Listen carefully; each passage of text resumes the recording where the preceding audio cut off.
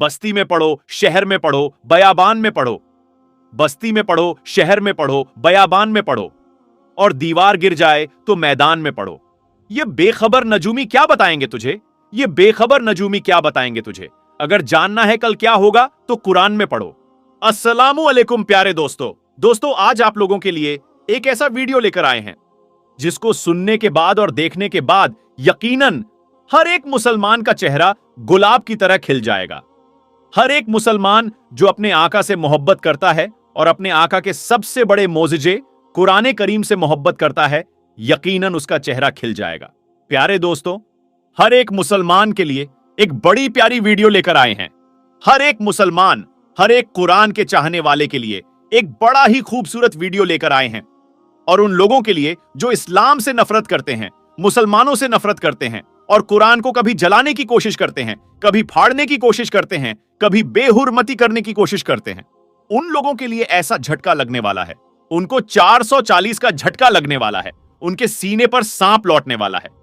क्योंकि दोस्तों, कुरान का बड़ा चैलेंज, जी हां, कुरान का ऐसा चैलेंज जिसके सामने आने के बाद सबकी बोलती बंद हो गई है। बड़े से बड़े, छोटे से छोटे और हर उस जाहिल की बोलती बंद हो गई है जो कुरान पर उंगली उठाता आया है। हर उस इंसान की बोलती बंद हो गई है जो कुरान की पाकीज़गी को चैलेंज करने की भूल किया है। तो दोस्तों, बने रहे इस वीडियो में लगातार। हम आपके लिए एक नया और नायाब वीडियो लेकर आए हैं दोस्तों, और सच्चाई पर मबनी वीडियो लेकर आए हैं, जिसकी सच्चाई की गवाही, जिसकी सच्चाई की दलील हर एक मुसलमान का बच्चा बच्चा देता हुआ नजर आएगा। और हर आशिक रसूल जो यहां पर मौजूद है दोस्तों, जो इस वीडियो को देख रहा है, हर कुरान करीम का चाहने वाला जो इस वीडियो को देखकर मेरी बात की गवाही देता हुआ नजर आएगा इसी वीडियो में। और दोस्तों, अगर आप भी कुरान को सच्चा और कुरान को प्यारे आका मोहम्मद मुस्तफा सल्लल्लाहु ताला अलैहि वसल्लम का सबसे बड़ा मोजिजा आप भी मानते हैं कि अल्लाह तबारक व ताला ने कुरान के अंदर हर इल्म को रख दिया है, दुनियावी इल्म हो या साइंसी इल्म हो, हर इल्म को अल्लाह तबारक व ताला ने कुरान के अंदर रख दिया है, तो इस वीडियो को दिल से एक लाइक जरूर कर लीजिएगा। अब यह अलग बात है कि सलाहियत की बुनियाद पर लोग इसको खोजते हैं और जिनके पास सलाहियत नहीं रहती है वह सिर्फ पढ़कर निकल जाते हैं। दोस्तों, अगर मेरी बात सही है तो अभी से कर दीजिए वीडियो को लाइक, साथ ही साथ बेल के बटन को ऑन कर दें और ऑल नोटिफिकेशन के ऑप्शन को दबा लें, ताकि आने वाला हर एक वीडियो सबसे पहले आप तक पहुंच सके। दोस्तों, कुरान, जबूर, इंजील, तौरेत, ये 4 आसमानी किताब अल्लाह के नबियों पर नाजिल हुई। अलग अलग वक्त पर 4 आसमानी किताबें नाजिल हुई।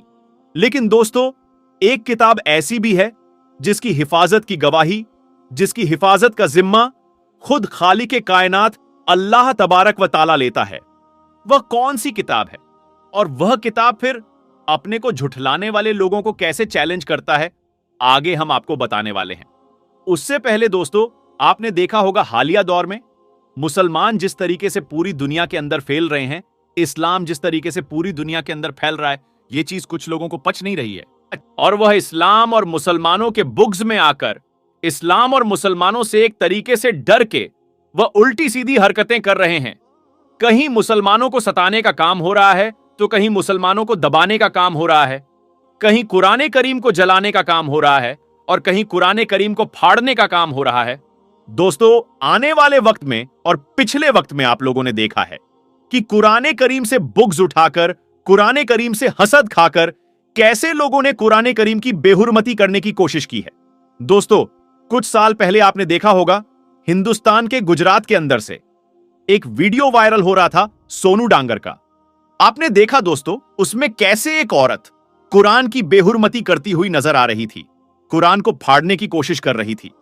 वहीं दोस्तों, एक वीडियो काफी तेजी के साथ वायरल हुआ था, विदेश का वीडियो, जहां पर एक सभा के अंदर कुरान को फाड़ने और कुरान को जलाने का मामला सामने आया था। लेकिन एक मर्दे मुजाहिद ने, जो कुरान के साथ बेहुरमती कर रहा था, भरी मजलिस के अंदर वो दौड़ता हुआ जाता है और बेहुरमती करने वाले को ऐसी लात मारता है कि वो चारों खाने चित हो जाता है।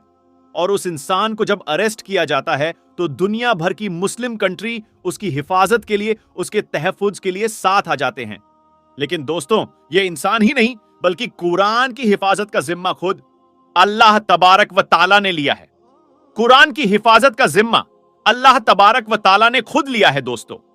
और अगर पूरी दुनिया का कुरान, यानी सिर्फ हिंदुस्तान का कुरान नहीं, सिर्फ पाकिस्तान का कुरान नहीं, सिर्फ मलेशिया और सऊदी का कुरान नहीं, सिर्फ तुर्की और मिस्र का कुरान नहीं, बल्कि पूरी दुनिया के कुरान को एक जगह जमा करके अगर समंदर के गहराई में भी डाल दिया जाए दोस्तों, तो पूरी दुनिया के भक्त मिलकर भी कुरान को मिटा नहीं सकते। क्योंकि अल्लाह तबारक ताला ने कुरान में वह ताकत दे रखी है, कुरान के अंदर वह खूबी है कि पूरी दुनिया से अगर कुरान की पत्तियों को हटा भी दिया जाए तो भी कुरान मिट नहीं सकता है। क्योंकि कुरान हुफ्फाज़े किराम के अंदर, क्योंकि कुरान हुफ्फाज़े किराम के दिलों के अंदर, हुफ्फाज़े किराम के सीनों में पेवस्त हो गया है। यानी जो कुरान के हाफिज हैं उनके सीनों के अंदर कुरान मौजूद है। आप जाहिरी तौर पर जिस चीज को, यानी फिजिकली तौर पर जिसको छू सकते हैं उसको तो मिटा सकते हैं, लेकिन जो कुरान हाफिज कुरान के सीनों में महफूज हो गया है उस कुरान को कोई माय का लाल भी मिटा नहीं सकता है। दोस्तों, यह है कुरान का वह चैलेंज जो आज तक किसी भी बड़े से बड़े ज्ञानी ने पूरा नहीं किया है। दोस्तों, अभी भी और पिछले जमाने में भी बहुत सारे ऐसे लोग आए हैं जिन्होंने कुरान को चैलेंज करने की कोशिश की, कुरान को झुठलाने की कोशिश की, लेकिन इसके जैसी वो एक आयत भी ना बना सके। और दोस्तों, कुरान की शान देखिए, अल्लाह के कलाम की शान देखिए, प्यारे आका मोहम्मद मुस्तफा सल्लल्लाहु अलैहि वसल्लम की जिंदगी का हर एक लम्हा एक मोजिजा है। लेकिन सभी मोजिजों में सबसे बड़ा मोजिजा अगर किसी को माना जाता है तो वो है कुरान करीम, जो रसूल हाशमी पर नाजिल हुआ उसको सबसे बड़ा मोजिजा माना जाता है। कुरान करीम को सबसे बड़ा मोजिजा प्यारे आका मोहम्मद मुस्तफा सल्लल्लाहु अलैहि वसल्लम का माना जाता है। दोस्तों, कुरान करीम का यह चैलेंज है, ओपन चैलेंज है कि अगर किसी में दम है, अगर किसी में ताकत है, अगर कोई अपने दिल में मगरूर है, अगर अपने आप को बड़ा तुर्रम खां समझता है, अगर अपने आप को कोई ज्यादा ज्ञानी समझता है और कुरान को झुठलाने की कोशिश करता है, तो कुरान ओपन चैलेंज करता है। आप उलेमा की बारगाह में जाकर सुने, कुरान का खुला चैलेंज है। अगर तुम में दम है तो आप कुरान की तरह एक जरा सी, एक छोटी सी आयत ही लेकर आओ, यानी कुरान की तरह एक छोटी सी आयत ही लेकर आ जाओ। लेकिन दोस्तों, कुरान करीम की शान देखिए, भक्तों को छोड़िए, भक्तों की क्या औकात। बड़े से बड़े ज्ञानी दुनिया भर में आए और चले गए, लेकिन आज तक कुरान के चैलेंज को किसी ने पूरा नहीं किया है। किसी के अंदर इतनी जुर्रत नहीं हुई है, इतनी ताकत नहीं है कि वो कुरान की आयत की तरह एक छोटी सी आयत भी पेश कर दे। क्योंकि दोस्तों, वो लोग इंसान की लिखी हुई किताब को तो बदल सकते हैं, इंसान की लिखी हुई किताब की तरह किताब तो कोई ला सकता है, लेकिन दोस्तों, जो किताब अल्लाह का कलाम है, जो यहां नहीं बल्कि आसमान से उतरा है, उसकी नकल कोई कैसे कर सकता है। और यही वजह है दोस्तों कि अल्लाह के कलाम के जवाब में आज तक कोई बड़े से बड़े साधु संत महंत हो, आज तक कोई पादरी हो या कुछ भी हो, बड़े से बड़े सभी धर्म के लोगों के पास अपना अपना किताब है दोस्तों, और उसके चाहने वाले हैं। लेकिन कुरान की एक छोटी सी आयत, कुरान के जैसी एक छोटी सी आयत लाने का चैलेंज आज तक कोई पूरा नहीं कर पाया है। और दोस्तों, जो कुरान से मोहब्बत करता है, जो कुरान को पढ़ता है, अल्लाह तबारक व तआला उसको फेज ऑफ बरकत देता है। आप रजब तैयब उरदगान को देखिए, उनको फेज किस तरह से मिलता है, किस तरह से तुर्की के अंदर उनको सोना और खजाना मिलते रहा है। दोस्तों, चाहे दुनिया का बड़े से बड़ा अक्लमंद ही क्यों ना हो, यहां तक कि कुरान का चैलेंज है कि पूरी दुनिया मिलकर भी अगर चाहे तो कुरान के जैसी एक आयत भी पेश नहीं कर सकती, और इंशाअल्लाह ता कयामत भी कोई ऐसा नहीं कर पाएगा। दोस्तों, आज आप सभी के लिए सरवरे कायनात हजरत मोहम्मद मुस्तफा सल्लल्लाहु अलैहि वसल्लम के हवाले से एक बड़ा ही अजीबोगरीब वाकया लेकर आया हूं कि जिसको सुनने के बाद हर मुसलमानों का दिल तड़प जाएगा और हो सकता है उनकी आंखों में आंसू भी आ जाएं।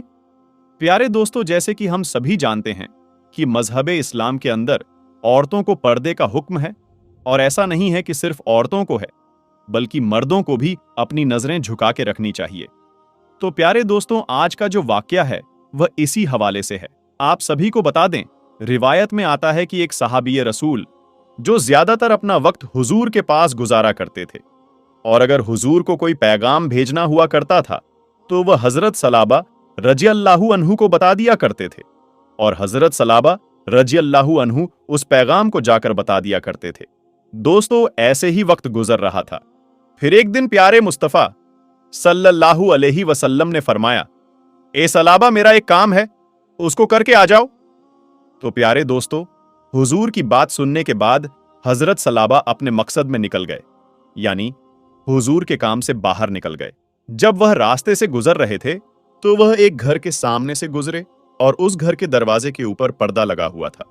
प्यारे दोस्तों, हवा तेज चलने की वजह से पर्दा जो था वह उड़ गया और हजरत सलाबा रज़ियल्लाहु अन्हु की जो नजर थी वो एक गैर महरम औरत पर चली गई, यानी वो जो औरत थी वह गुस्ल कर रही थी। हम सभी जानते हैं कि जब कोई गुस्ल करता है तो वह किस हालत में होता है। प्यारे दोस्तों, जब हजरत सलाबा रज़ियल्लाहु की नजर पड़ गई तो वह बहुत ही ज्यादा गमगीन हो गए और बहुत ही ज्यादा परेशान हो गए कि लोग मुझे यह बात कहते हैं कि यह तो नबी का गुलाम है, और नबी का गुलाम होने के बाद मैंने किसी गैर महरम की तरफ देख लिया, मैं तो बर्बाद हो गया, मैं तो हलाक हो गया। और यही बात दिल में सोचते सोचते वह रोने लगे और बेसाख्ता उनकी आंखों से आंसू भी जारी हो गए। वह बहुत ही ज्यादा अफसोस करने लगे इस चीज के ऊपर कि मैंने क्या गजब कर दिया, अब तो मैं मुनाफिक हो गया। और यहां तक कि प्यारे आका के पास अब तक वही भी नाजिल हो चुकी होगी कि हजरत सलाबा मुनाफिक हो चुके हैं, उन्होंने किसी गैर महरम को देखा है। ये देखिए प्यारे दोस्तों, किस तरीके से उनको अफसोस आ रहा था अपनी गलती के ऊपर। और आज हम गुनाह कर लेते हैं, लेकिन प्यारे भाइयों, कोई अफसोस नहीं आता है। हम ना जाने कैसी कैसी फिल्में देखते हैं, लेकिन फिर भी दिल में अल्लाह खौफ पैदा नहीं होता है। प्यारे दोस्तों, यह बात भी जान लीजिए कि अगर जाने अनजाने में आपसे कोई गलती हो जाया करती है और आपको उस चीज का मलाल नहीं आता है, उसका अफसोस नहीं होता है, तो समझ लीजिए कि आपका दिल जो है वह यकीनन पत्थर का हो चुका है और आपके ऊपर अल्लाह की नाराजगी आ रही है, अल्लाह की लानत आ रही है।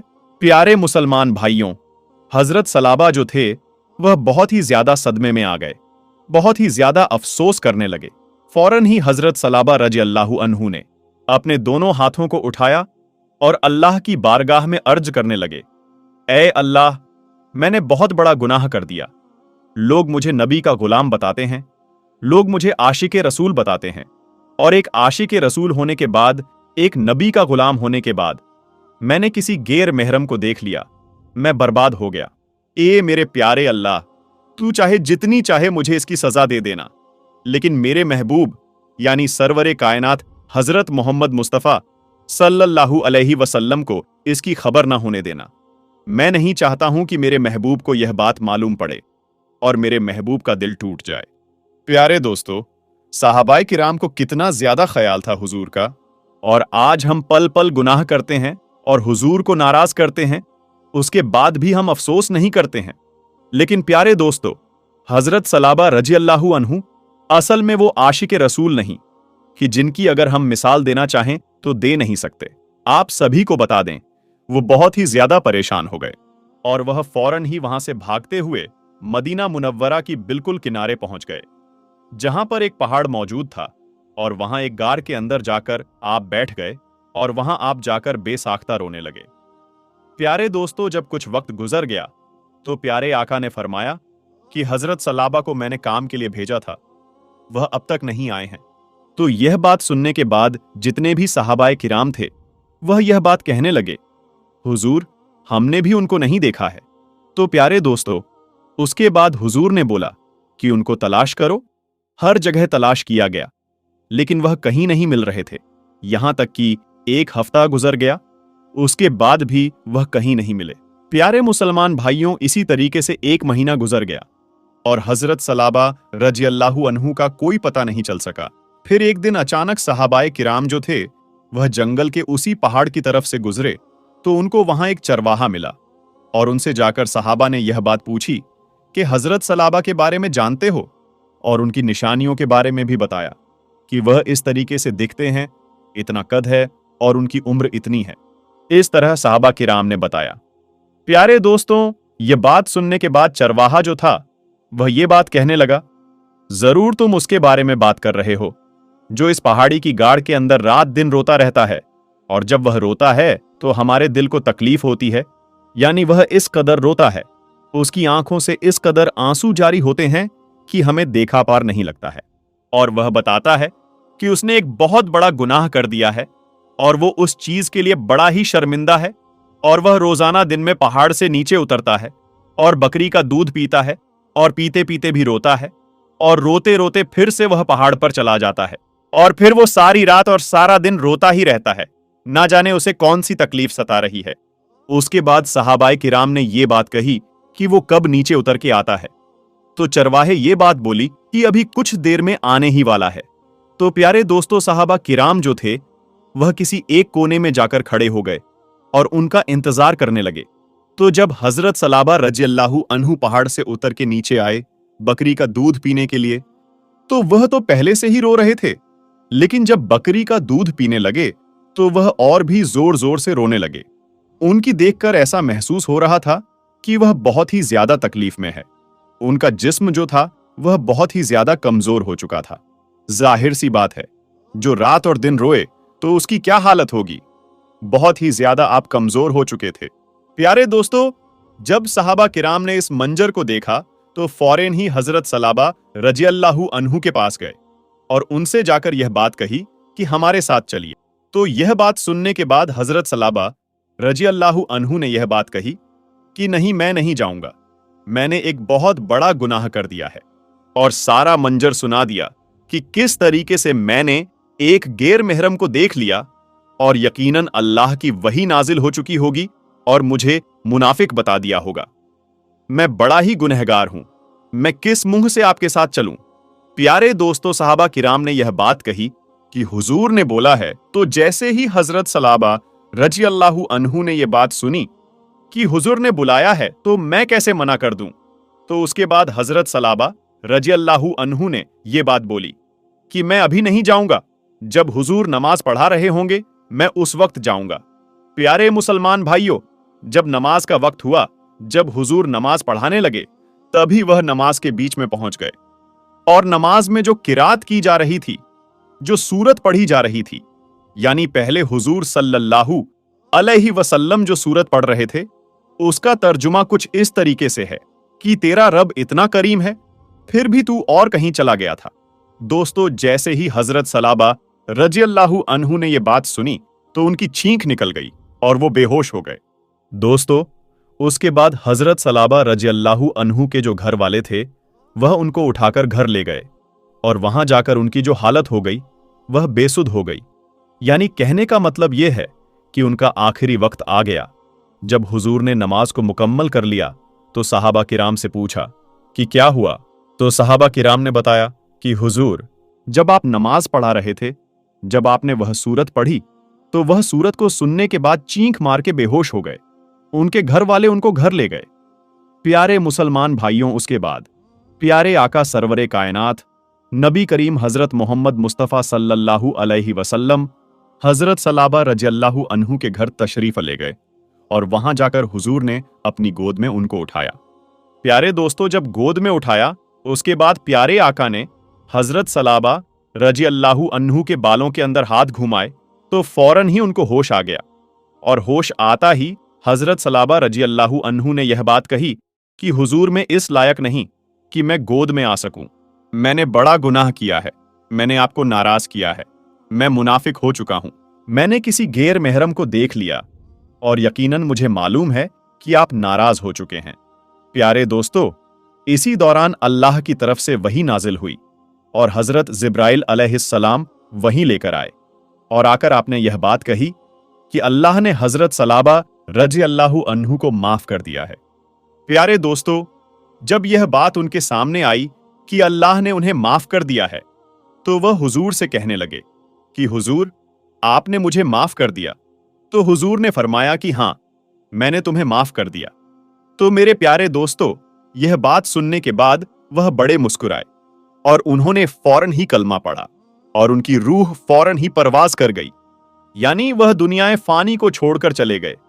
तो प्यारे भाइयों, ये होते हैं सच्चे आशिके रसूल, जिनसे अगर गलती से भी एक गुनाह हो जाता है तो वो किस तरीके से तड़पते हैं, किस तरीके से रोते हैं कि उन्हें किसी चीज का ख्याल नहीं रहता है जब तक कि अल्लाह राजी ना हो जाए।